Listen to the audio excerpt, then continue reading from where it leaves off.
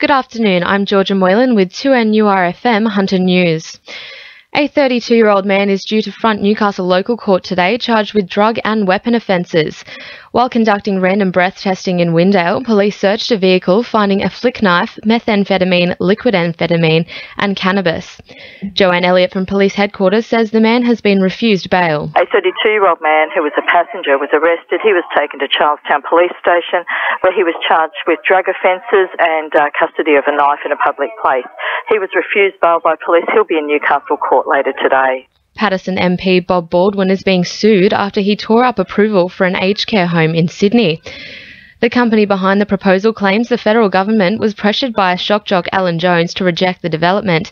Bob Baldwin, who made the decision in his role as Parliamentary Secretary to the Environment Minister, insists he's done nothing wrong. Retailers in the Maitland Mall say they're struggling to survive due to delays in completing the first stage of the levy project. The $6.7 million first stage involves upgrading High Street to allow for a shared car and pedestrian zone and was due for completion by earlier this year. But construction delays mean the project won't be finished until September, while fencing and signage is also turning away shoppers. Maitland video store owner John Lee says it's killing businesses in the mall. We've approached council and we've just told to be patient, but there's about 15 to 18 shops have shut and more pending to be shut. In fact, one shut last week. I don't know how many more will last till September, but we're going to ask for compensation, but so far there's been nothing forthcoming.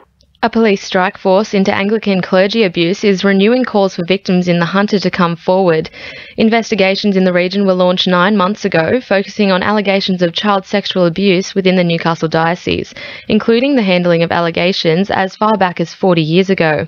Police urge anyone with information regarding sexual abuse to contact them immediately. The Hunter's most severely affected areas from the April storms could be receiving further assistance. The New South Wales Government has applied to the Commonwealth for the allocation of Category C assistance with extra financial benefit to areas impacted by natural disaster. Parliamentary Secretary for the Hunter, Scott McDonald, says the decision now lies with the federal government to approve the funding. It has to be agreed to by the state, and an application is made to the federal government. Now, that is currently with the federal government, so at the moment we're waiting a decision from the Prime Minister. Gosford Council says it will maintain its relationship with the University of Newcastle following calls by a Wyong Council for a separate Central Coast university. The two councils came together last night in a joint meeting where the idea for a standalone university failed to get support. Gosford Mayor Laurie McKenna says the council and university working to improve services at the Arimba campus. We're still working with Newcastle University and have got a great relationship, so we're looking to build the presence at our end of the coast, and I know they're very, very keen to do that, so we're working hand in hand with them at the moment. Sport for our sponsor, newcastlecheapestcars.com.au. The Newcastle Knights are on the verge of re-signing enforcer Jeremy Smith on a one-year contract extension. The 35-year-old is also considering offers from the Dragons and Roosters, but seems likely to see out his NRL career with the Knights. Smith missed the last 2 games due to a sternum injury, which is likely to also keep him out of tomorrow's game against the Raiders. Dundee United chairman Stephen Thompson is in Newcastle this week to reaffirm his commitment to filling the Jets' ownership void. The multimillionaire met with a number of parties interested in owning the club to coordinate a future consortium of investors. Thompson reportedly doesn't intend to succeed Nathan Tinkler as sole owner, but would establish a governing board to oversee the Jets moving forward.